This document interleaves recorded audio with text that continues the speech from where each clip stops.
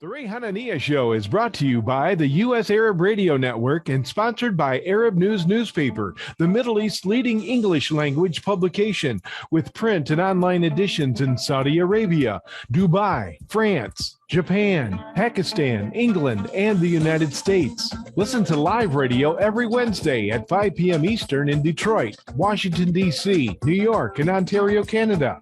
Or watch the live broadcast on Facebook.com/Arab News. The Ray Hanania Show is rebroadcast in Chicago at 12 noon on Thursday.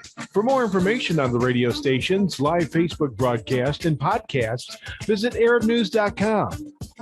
And now, here's your host, columnist and U.S. Special Correspondent for Arab News, Ray Hanania. And hello, everybody. This is Ray Hanania. It is Wednesday, May 11th, 2022. And we're broadcasting live in Detroit and in Washington, D.C. Tomorrow on Thursday, we will rebroadcast in the morning in Detroit at 7 a.m. Eastern on WNZK AM 690. So if you missed this show, you can hear it again the following morning. And we'll be rebroadcasting tomorrow in Chicago at 12 noon CST time and WNWI AM 1080, which is a big station here in the Chicagoland area. Before I introduce our topics, I just have to say how depressed I am learning about someone that I met, Shireen Abu Akleh, who was a Christian, Palestinian, Arab American journalist. She was American. And I wonder, where is the outcry in this country for her killing the other day, shot in the head?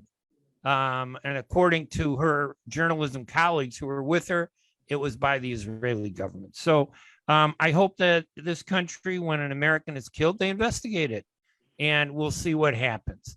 Today, our topics, I got two great guests.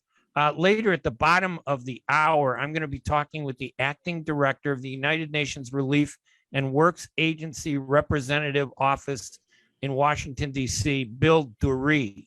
And Bill's going to talk to us about the challenges that the UN Refugee Works Agency has faced over the past few years, especially when former President Trump cut the funding, and how President Biden has restored that funding. We'll go through what UNRWA does, how it helps people, and what the purpose is. But in our first segment, I'm really proud to welcome my first guest, Mohammed Khairullah. He's the mayor of the Borough of Prospect Park, New Jersey. He's a Syrian American immigrant. Mayor Khairullah was first elected to the city council in 2001 and then elected mayor in 2005, and he's been mayor ever since. Mayor, thank you so much for joining us. Thank you very much, Ray. Marhaba. And I want to echo your sentiment of giving our condolences to the family of Shireen and the Palestinians all over, inside and outside of Palestine, and the entire Arab world. She was definitely a hero who was a voice for the voiceless, and we pray for her family and for her loved one, that may the Lord ease their pain and ease our pain, as you stated very eloquently, as the world becomes silent every time a Palestinian or an Arab or a Muslim is killed. What a shame. Yeah, listen, we're American, and I want to talk about your background because it's an amazing story. You immigrated from Syria, then you, I think in the 80s, and then you got involved in politics. I want to find out why. With Shireen's killing, she's an American citizen. I mean, even, I'm not saying it's not important about her being in the Middle East, but what is always depressing to me is, here you are, the mayor, law-abiding, dedicating your life to help the people in your city in New Jersey. I've been a journalist forever. I served during the Vietnam War, and I love to repeat that over and over again because people think that Arabs are not as patriotic as everybody else in this country. We are. My dad and my uncle served during World War II.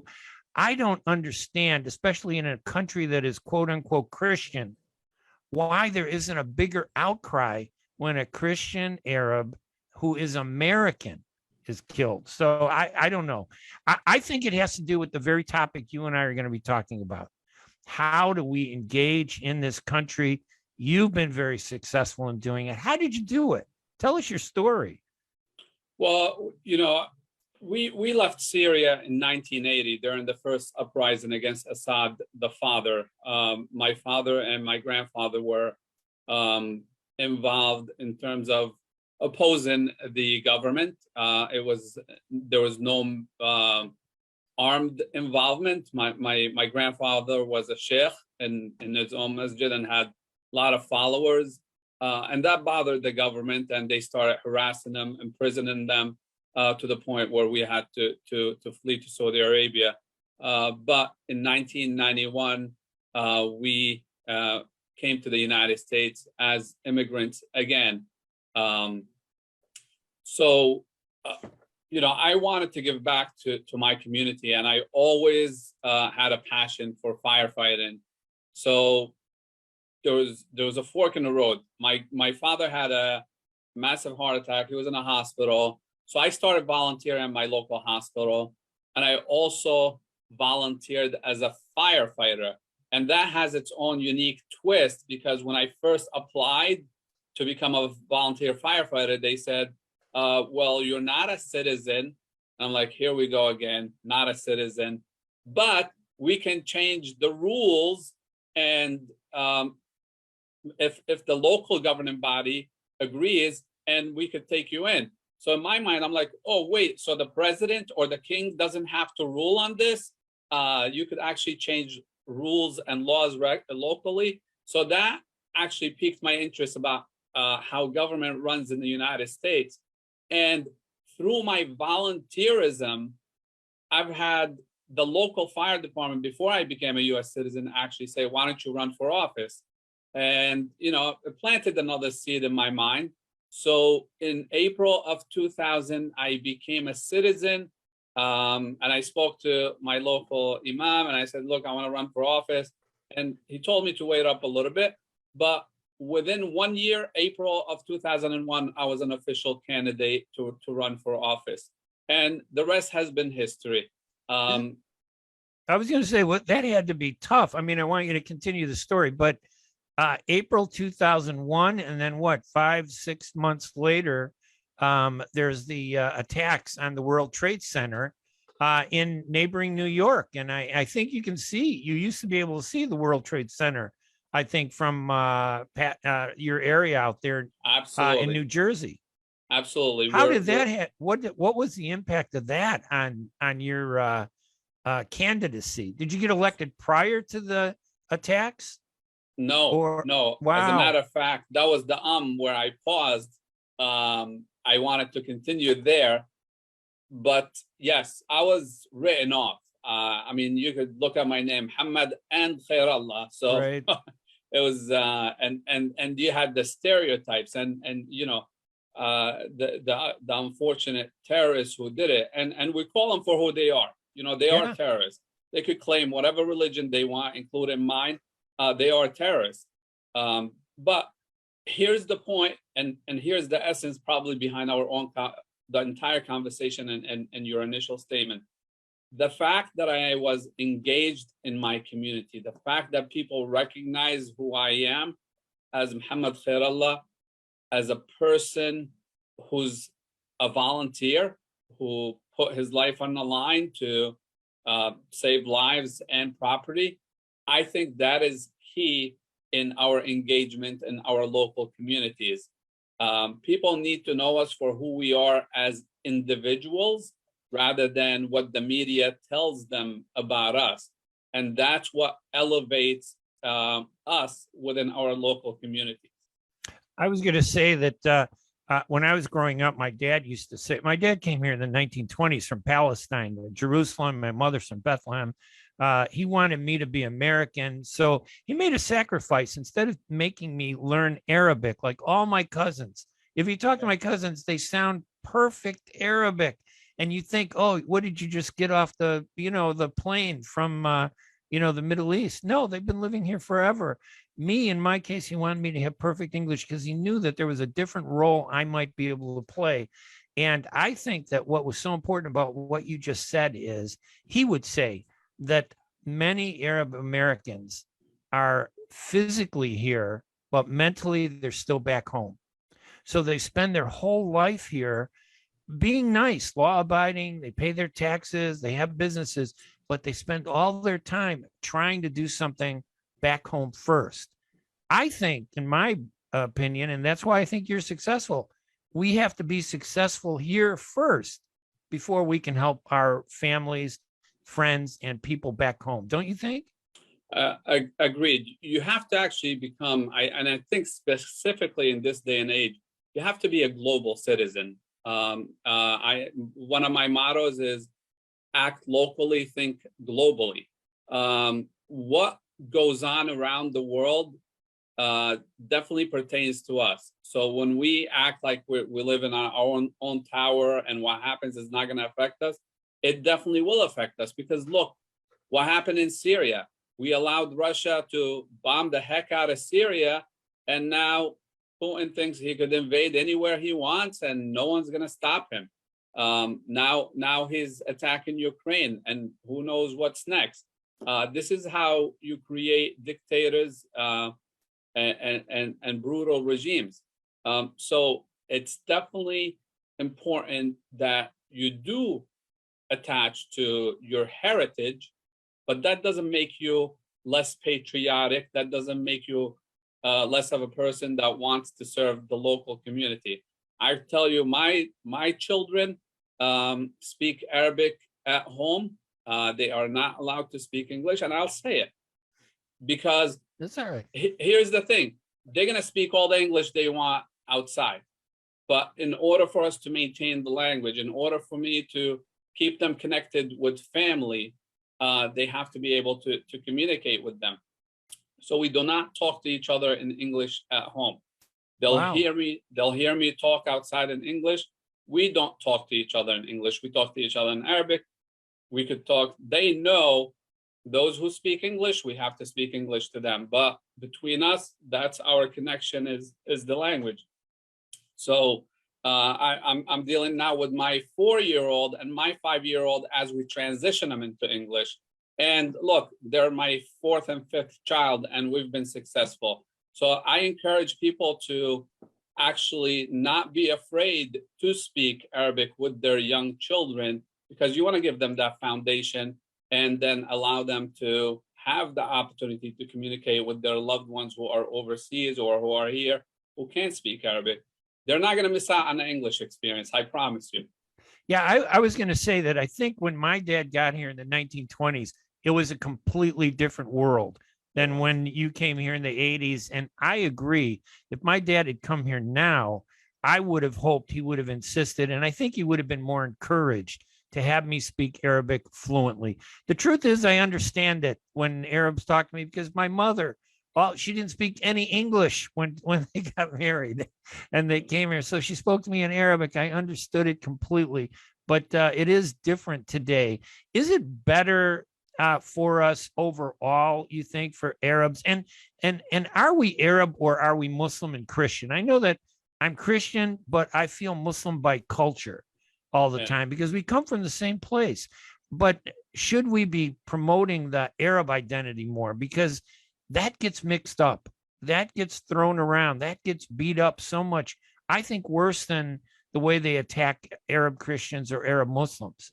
I think that word Arab is literally a 4-letter word, to many Americans. And are we doing enough to change that?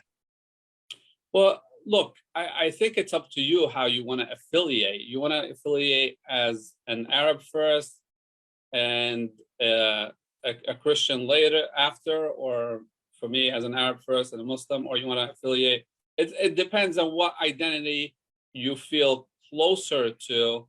But the bottom line is that doesn't separate us from being American citizens. You could be anything. Look, if you would have been born in South America, right? you're gonna affiliate with that land, and you're gonna love that land. So it doesn't matter what you affiliate with. What matters is how do you serve humanity? Right. What contributions do you add, or what positive contributions do you add to your local community and to the larger society as a whole?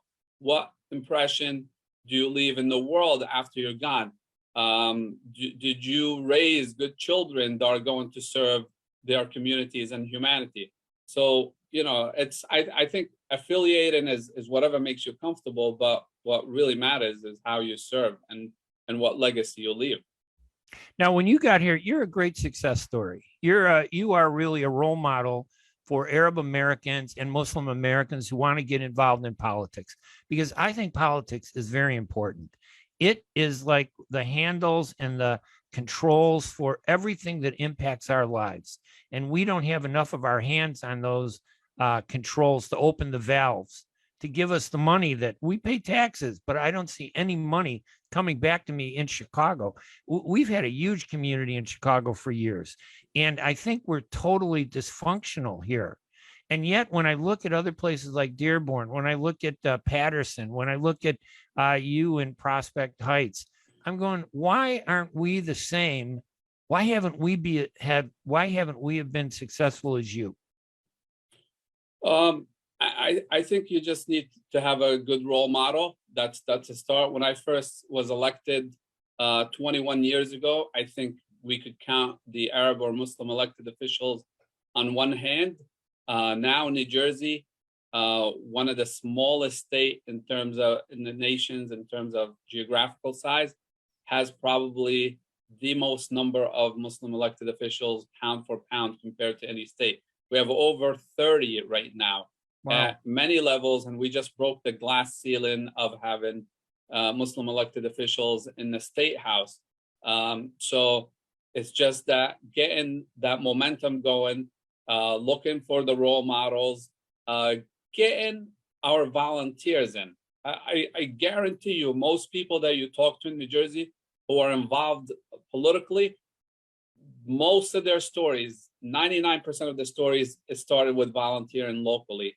So if the community wants to be engaged politically, they need to be engaged on a local level on a volunteer basis, because that's what gets people to know who they are as people.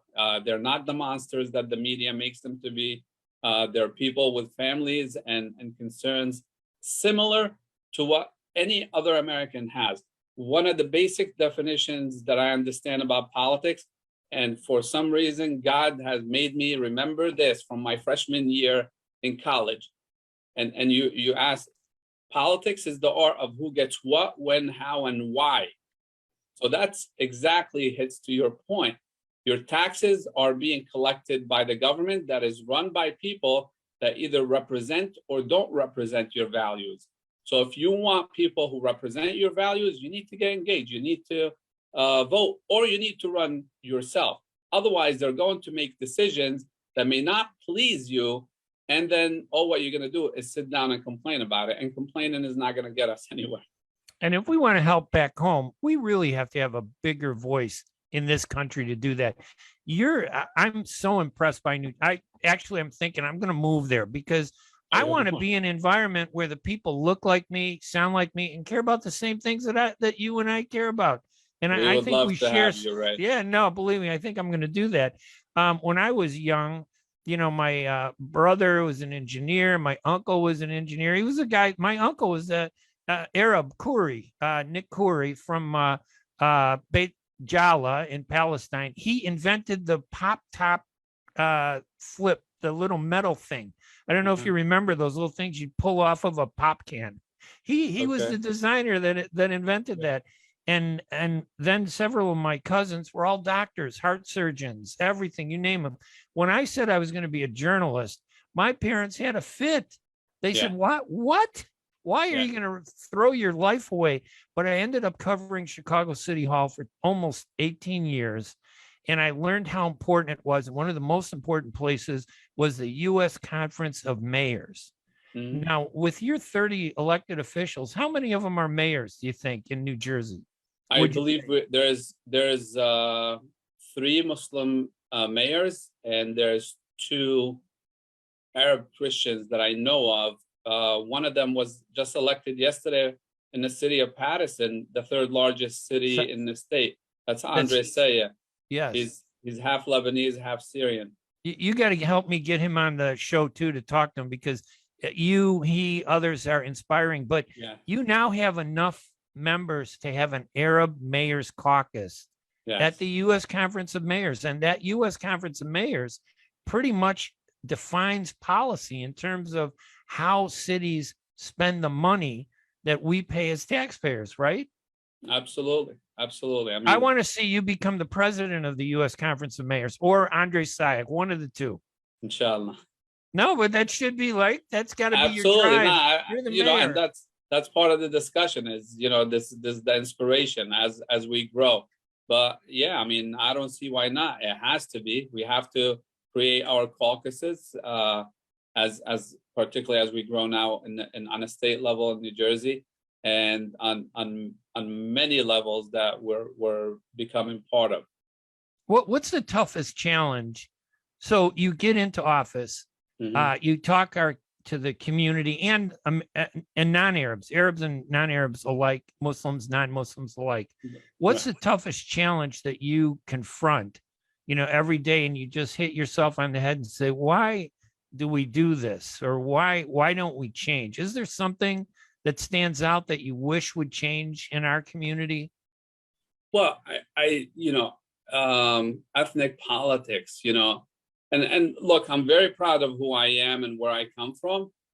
But I think when it comes to politics, we need to vote as Americans. We need to vote based on issues. And unfortunately, communities get played based on ethnicities, and it's the divide and conquer type of situation. And we need to get above that to electing good politicians that will move our local communities and essentially our nation forward. I'm concerned. I don't think that we have statesmen anymore that are leading the country in the right direction. We're just going with the flow. We're going with from one crisis to another. You need a strong leader, and that only comes when we start electing good people on a local level to move our country in the right direction.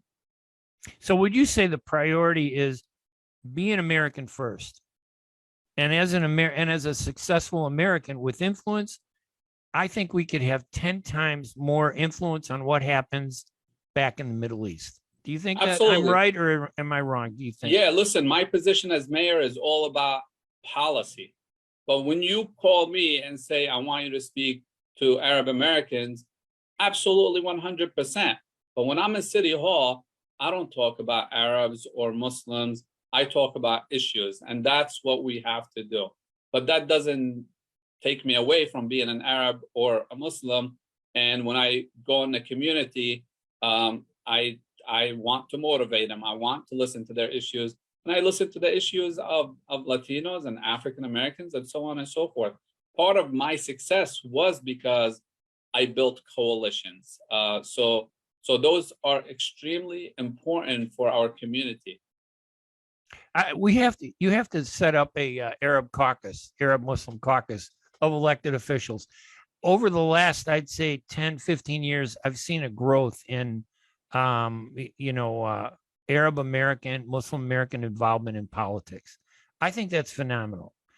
When I got into journalism, it was so hard. People would look at me and say, what are you, Puerto Rican, Mexican? I'd say, look, I'm Arab. And Arab, it's like they were shocked. Why are you here? Like I didn't belong there. And there were no politicians who could educate them and say, listen, the Arab community is an important community. We need to give them money. We need to give them grants. How hard, once you got in office, what was one of the first things you did? Obviously, I like your principle that you fight for better education, you fight against crime, you want safety in your city, you want to make sure that people get the services they get. But as you pointed out, that doesn't mean you don't care about the Arab community. Was there anything you could do that you did for them to help wake them up and say, listen, this is the system we have to be in? So I did something for others that I think helps Arabs or Muslims. When I first became mayor, and that was November of 2005, one of the questions I asked, because my local community used to light the crescent every Ramadan to celebrate the Muslim community, I said, do we do a Christmas tree? And they said, no, we don't. We haven't done so. And my community used to be and continues to be, but it was all Dutch conservative Christian. And I said, you know what? We are going to light a Christmas tree. And in the very following month, we lit a Christmas tree in front of the municipal building. And that has been a tradition now that's been running for 17 years. But I think that serves not only that community and celebrates it, but serves my community, because now they know that we're not who they say we are, and then intolerable and so on and so forth. But when it comes to the Arab community and the Muslim community, obviously, I do a lot in terms of fundraising for candidates, even taking young people. For example, my municipal administrator is a Muslim Bengali young man who was my student in high school. When he was appointed 4 years ago, he was the youngest municipal administrator in the history of the state of New Jersey. I travel around the country to speak about politics, fundraising for charitable work. I've traveled to Bangladesh to fundraise and speak about the Rohingya refugees. I traveled to Tunisia after the Arab Spring in Tunisia to speak to young people there from the Middle East about the interaction between local governments and nonprofit organizations. I've traveled 7 times inside Syria to bring relief and awareness to the Syrian plight. So my town is a 1 square mile town, but as you know, you've heard my name, and thank God many others heard my name. It doesn't matter the size of the platform. What matters is the impact, and I think we're making good impact in terms of motivating others to get engaged in the local communities and run for office. We only have a few minutes left, and maybe I ask you what you think of the Biden administration, and then also if there's something else you want to talk about that I haven't asked you. I don't like to dominate everything as a reporter. We think we know all the questions and answers. What do you think of Biden first, and then anything else that you think we should be telling the audience out there? Well, look, I mean, I am a Democrat, so I believe in most of the policy that is moving forward. When it comes to locally, we have been supported. We've received more federal grants in the past 2 years than I've ever done in my local community. Wow. So that's good for us. I like that. When it comes to international policy, I haven't liked any U.S. international policy in a very long time. I think we've lost our moral compass when it comes to that. But outside of that, I think he's doing a decent job. They could do better in terms of communicating their agenda out there, because it's definitely hurting the Democrats, at least in New Jersey, particularly after that red wave we experienced last November. I think so that's what I would recommend to them to work on. Anything else that I didn't ask you about that you want to say at all, or any other comments? I don't want to derive everything myself as a journalist. We think we know everything as journalists. Yeah, no. Listen, I think I definitely want to hit on the point where your family told you what's wrong with you becoming a journalist. Listen, not everyone is meant to be a doctor and an engineer. My family wanted me to be a doctor as well, and I quickly said, "There's no way." I went to school for business management, and now I'm in the education field. I was a teacher, and we need to be in all aspects of life. We need to be in unions. We need to be teachers. We need to be nurses. We need to be police officers. Everything that is part of our American life. If you're living in the U.S., you need to be part of society. That doesn't mean you have to lose your identity, but you do have to be a part of the larger society. All right, my guest, Mohamed T. Khairullah, is the mayor of the Borough of Prospect Park. I think by accident I said Prospect Heights earlier. That's because we have one right near here in Chicago. Prospect Park in New Jersey, Syrian American immigrant. And if I had to vote on somebody who best represents what I'd like to see Arab Americans do, he would be the guy. And you're so successful in politics. Thank you, Ray. You're a role model, and I hope we can bring you back on sometime to discuss other political issues too. I would like to mention one more thing. I don't know if you saw my movie, Mayor Mohammed, yet. No, I haven't. So there's a documentary about some of my work for between probably 2015 and 2017. Mayor Mohammed, the movie, is on a lot of streaming media right now. You got to send me the link to that, and I'm going to share that, and I'm going to watch it. Thank you. Will do. Thank you, Ray. Pleasure. All right. Mayor Mohammed Khairullah is the mayor of the Borough of Prospect Park in New Jersey. Thank you so much. It was a real pleasure to have you on the radio show. Pleasure's all mine. Take it. And everybody, I'm Ray Hanania. We're going to take a quick break. When we come back, we're going to talk with our next guest, Bill Deere, who is the acting director of the United Nations Relief and Works Agency, such an important agency. Is the representative office in Washington, D.C. I'm Ray Hanania. We're going to be right back right after these messages. ArabNews.com, bringing you breaking news from across the Middle East and the latest on Arabs in America. Get inside the latest headlines with expert analysis and insights at ArabNews.com. Join over 5 million Facebook fans and over 10 million monthly readers. ArabNews.com, news that matters to you. Imagine you're on a train track. Somewhere miles away, a train is headed your way. You can't see it yet, but it's coming, slowly but surely. If you have prediabetes or you're at risk for type 2 diabetes, you may be on the wrong track, and diabetes could be heading your way. Bit by bit, the danger is getting closer and closer. So should you stay on the track you're on now or move to make a change and reduce your risk? If you have prediabetes or you're at risk for type 2 diabetes, you may qualify for the National Diabetes Prevention Program in your local community. This one-year program could be the ongoing support you need to put you on the right track. Not only did participants lose weight, they cut their risk of type 2 diabetes in half. Ready to get on board for a healthier future? Learn more about the National Diabetes Prevention Program and what else you can do to manage and prevent diabetes at michigan.gov/diabetes. A message from the Michigan Department of Health and Human Services. بعد تطعيم أكثر من 3 بلايين شخص حول العالم بشكل كامل بلقاح كوفيد-19، تمت الآن الموافقة على تلقيح الأطفال من عمر 5 إلى 11 سنة.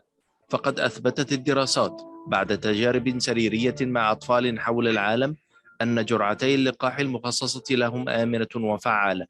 يوصي الأطباء بتلقيح الأطفال من سن 5 فما فوق من أجل حماية الأصحاء منهم أو ذوي الظروف الصحية الصعبة. الطفل جزء من المجتمع وهو معرض لأن يصاب بالفيروس، ويمكن أن يحمله لعائلته ولمن حوله. احمي طفلك وعائلتك ومجتمعك. لقح طفلك ليكون بأمان في المدرسة أو مع العائلة والأصدقاء وأثناء ممارسة الرياضة. تحدث لطبيبك واكتشف الحقائق بنفسك، أو زر موقع michigan.gov/kidscovidvaccine. رسالة من وزارة الصحة والخدمات الإنسانية في ميشيغان. In a perfect world, everyone would be a perfect driver. Hands at 9 and 3, everyone. 9 and 3. Everyone would follow all the rules. Please, go ahead and merge. I'll make room. Thank you, fellow driver. And nothing unexpected would ever happen. Even the squirrels would know the right time to safely cross the road. In this perfect world, you wouldn't have to wear a seatbelt. But in case you hadn't noticed, we don't live in a perfect world. About 1,000 people in Michigan die each year in vehicle crashes, and thousands more are injured. Wearing your seatbelt reduces your risk of death in a crash by 45% in a car and by 60% in a pickup truck. So until we find a perfect world to drive in, make our imperfect world safer by buckling up. A message from the Michigan Office of Highway Safety Planning.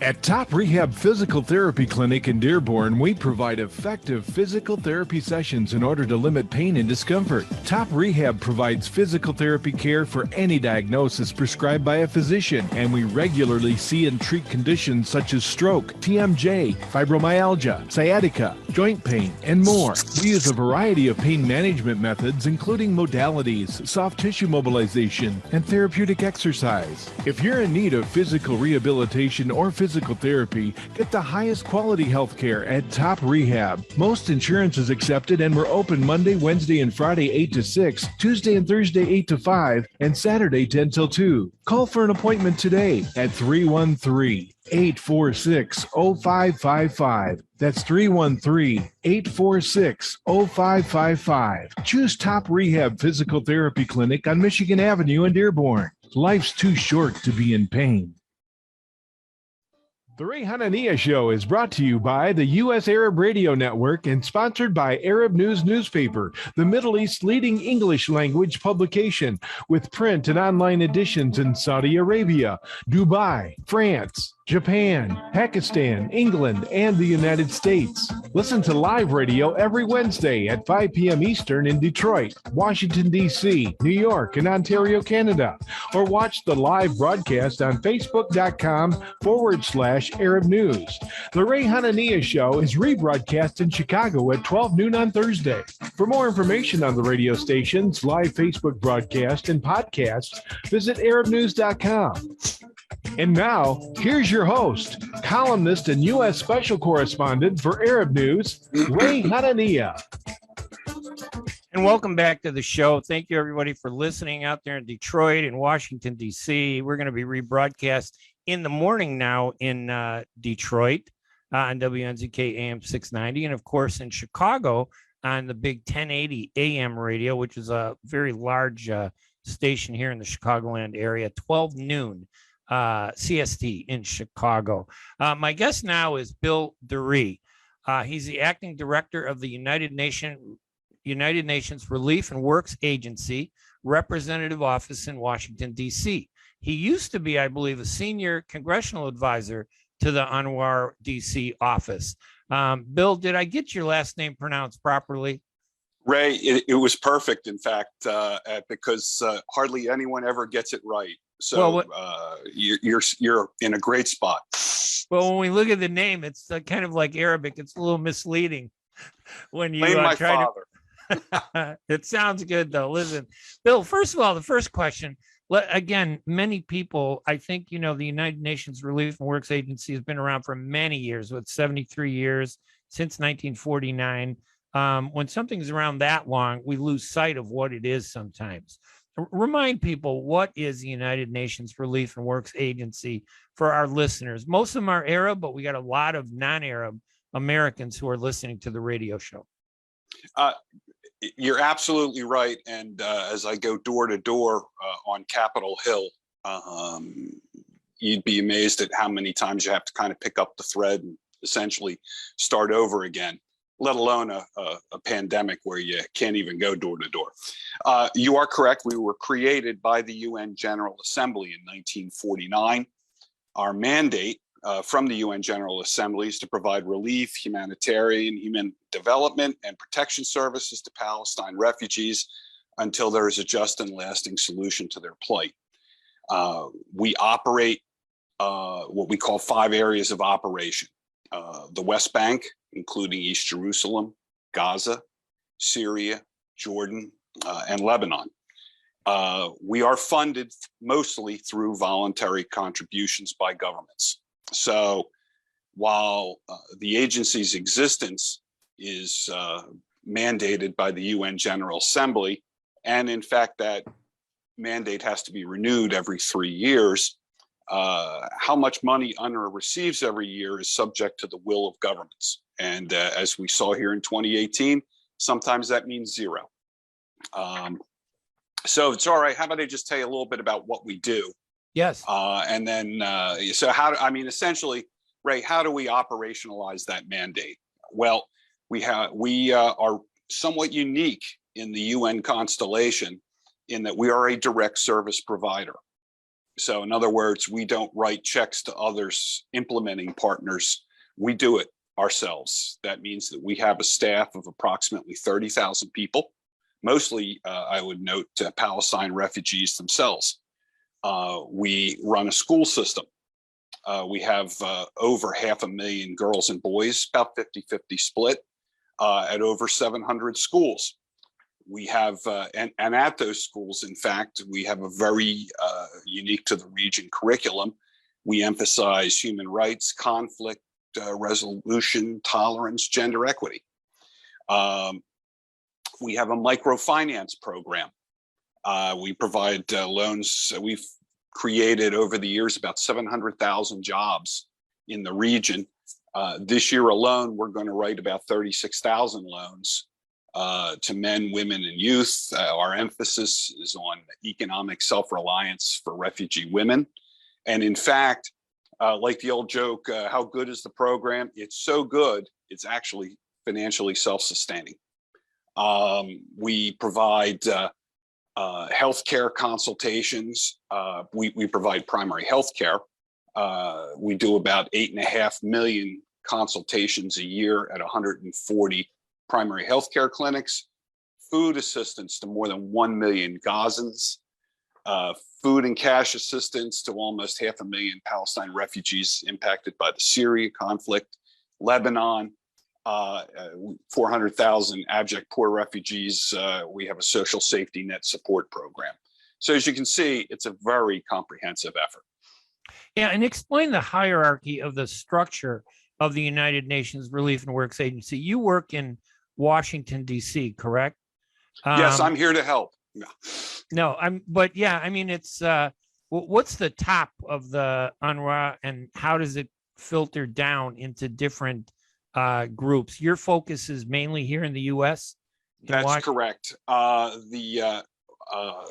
talk briefly about the Washington operation, but your question's important about how we operate writ large. So the United States is UNRWA's largest supporter. Last year, it provided $339 million. There are all sorts of issues that we can get into at your convenience, but there's a lot of day-to-day interaction that comes with providing $339 million to an international organization.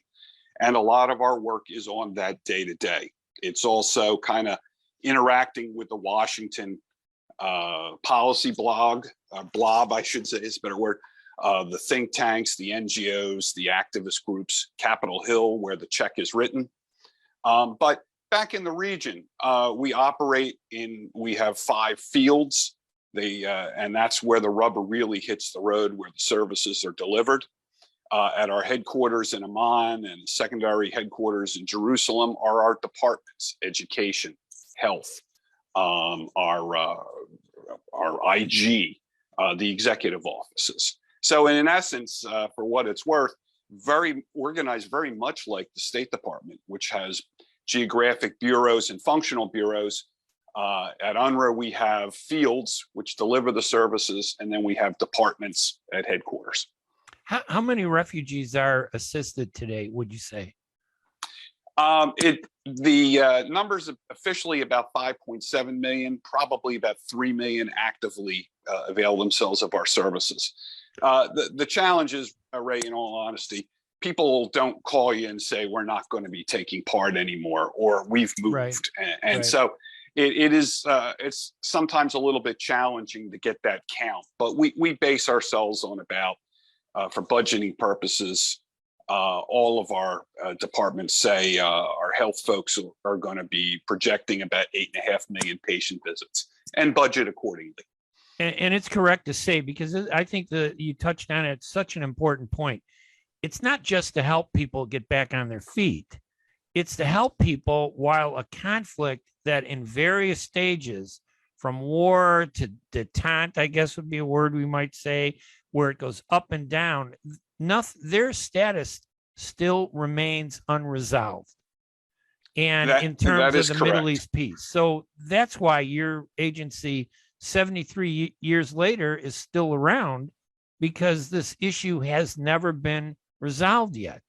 And the purpose is to deal with the implications of that conflict from 1948 and 1967, correct? That is correct. We are at the end of the day, not at the end of the day, we are a humanitarian and human development organization. The UN has people to do peace. We like to think we help create the conditions for some permanent solution, but the UN frankly has a different branch that handles that. And when we do our job well, you see folks, I'm sorry, as usual, the name escapes me, but one of the lead folks on the Mars helicopter, UNRWA school graduate. Right. When we do our job well, and we are, let me just say, although I'm incredibly good looking and persuasive, the fact is that there are folks out there who really back up what we say about our performance. So, for example, the developed nations chip in and have created an organization basically to go from international organization to international organization on a rolling basis to make sure they're getting their money's worth. What they completed their review and released it in 2019 for UNRWA. We are competent, resilient, resolute. We achieve humanitarian and development results in a challenging, resource-constrained environment in ways that reflect a well-managed organization. The UNHCR and World Bank put out a study last year that basically we're the gold standard in refugee education. Not only are our kids about a year ahead of host country schools, we do it in an incredibly cost-effective manner. And in fact, the British Council provided like 50 or 60 awards to various schools of ours as we are successfully preparing students to be responsible global citizens.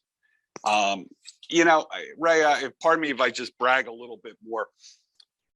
Nowhere was the agency on better display of what it does than during the COVID pandemic.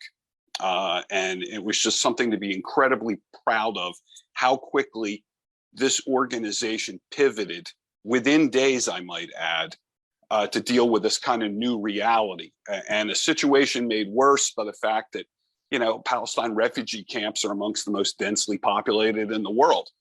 But within days, Ray, we shifted to telemedicine. Our health clinics became COVID triage centers. We began home delivery of food and medicine. And remember, we provide food assistance to over 1 million people in Gaza alone. Our teachers began producing materials for remote learning. In fact, we put out information to help parents deal with remote learning. And last year, we unveiled what we call a digital learning platform. And that is going to become the backbone of UNRWA education going forward, particularly not just as UNRWA, but as the world moves toward things like asynchronous learning. So there really is a lot to be proud of in working for this organization. Yeah, and I know that when Trump was the president, he completely cut off the U.S. funding, and it was more of a political thing, I think, because of there's always been a push from one side, and I'm not trying to drag you into politics, but from the Israeli side, they'd love it to just go away. Some officials have said that, but I don't think it is going to go away. And when Biden came into office, he restored the funding. Did he restore it all the way, or did he restore it to what you needed? We're always short, my friend. So let me just talk about that. First of all, you are correct. But the more important part about the previous administration was there was a little bit of hide the ball going on. the previous administration terminated all humanitarian aid to the Palestinian people. He wasn't just picking on, no, they weren't just picking on UNRWA. And to my knowledge, this was the only group of people in the world the U.S. denied humanitarian assistance to. You are correct that under the Biden administration, they restored support for the agency.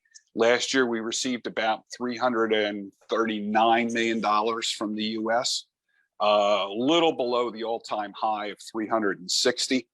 But it is an effective and good partnership that we have with the United States. And there's been some calls, and I didn't clearly understand what it was, but it sounded like some people at the UN were talking about dividing up UNRWA and having you do other things in addition beyond the Palestinians. What was that all about? Oh, sure. So look, here is the situation. The situation is that for about 10 years, the U.S. has seen a steady decline in revenue. Now, what did we do? Well, the first thing we did was we drew down our reserves. Then we implemented austerity measures. Then, after austerity measures became funding freezes, we're doing a flat, reporting a flat budget for this year. And so the question becomes, what do you do? What do you do given that situation, right? I mean, every year, so last year we ended the year with a $60 million carryover deficit. And that sounds bad, except the previous year it was a $72 million deficit. So, where we are is, as of today, we are looking at a shortfall, a year-end funding gap is what we refer to it as, for our core budget, we call the program budget, in the range of $100 million.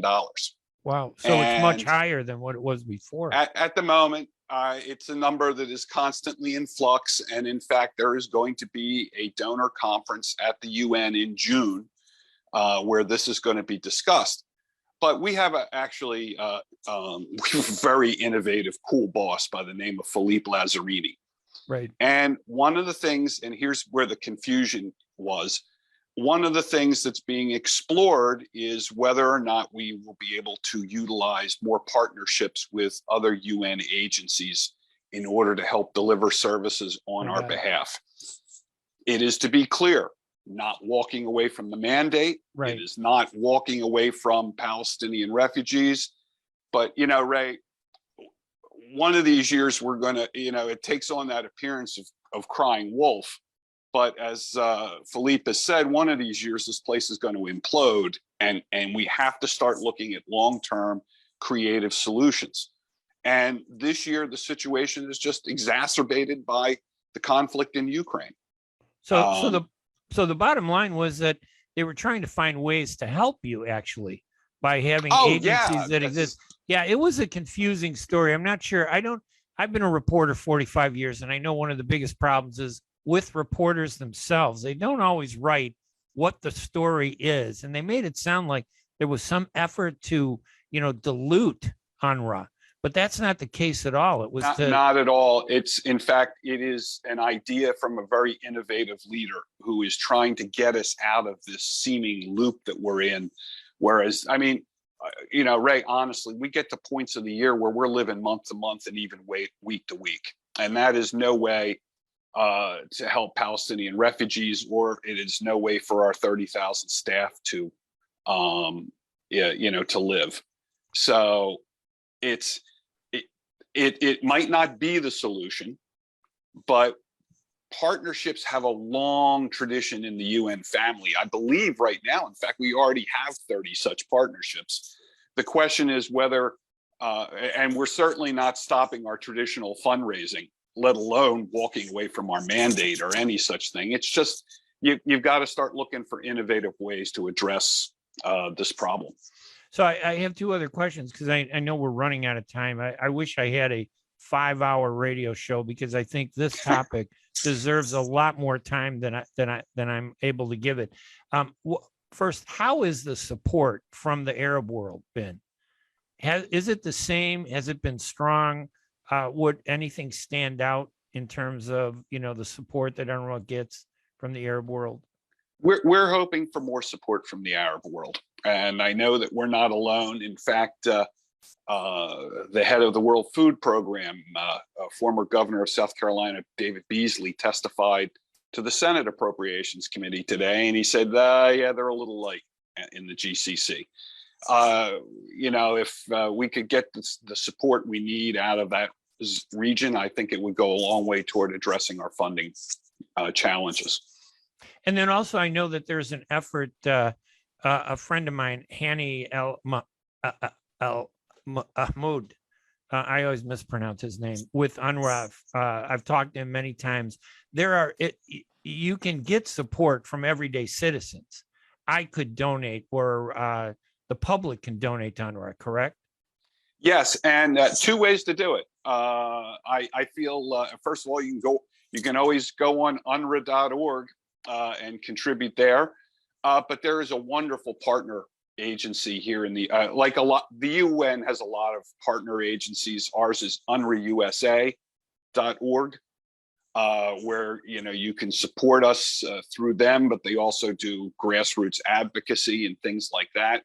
All the UN organizations have a similar thing. There's a UNICEF USA, UNHCR USA. UNRWA USA is a terrific organization, and they can be reached at unrwausa.org. All right, Bill Deere, listen, it was a real pleasure speaking with you.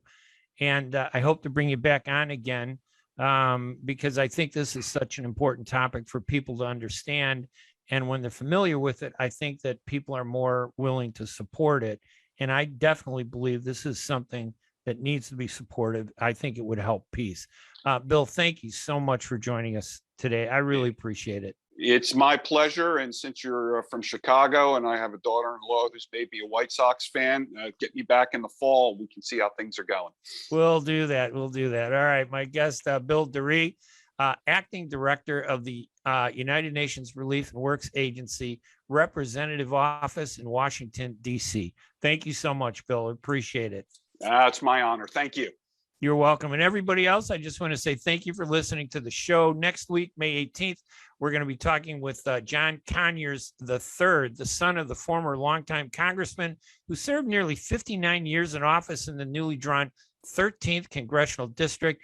And on May 25th, we have a big show, 1 full hour. We're going to be talking with survivors of the USS Liberty, which was attacked by Israel on June 8th, 1967. 34 American soldiers were killed by the Israelis in their attack against this American communication ship that was outside in the Mediterranean waters during the 1967 war, and 171 soldiers were seriously injured. I believe we're going to have 4 or 5 of those survivors talking about what happened that day and why the United States has never fully investigated, and they've tried to cover this up. 34 American soldiers killed, and in my opinion, I don't think anybody cared the way they should. Listen, thank you so much. We're at the end of the program, and I hope that you'll continue listening. We'll be back next Wednesday, May 18th, and I look forward to talking to you, everybody. Have a great week, and remember, you can go to arabnews.com/radio show to listen to all our podcasts, and always check out the U.S. Arab Radio Network at arabradio.us. And I want to do a shout out to Layla El Husseini, who is the spirit of this radio program. So thank you very much, everybody. You guys have a great day, and I hope to talk to you again next week. Have a great week. Bye-bye, everybody.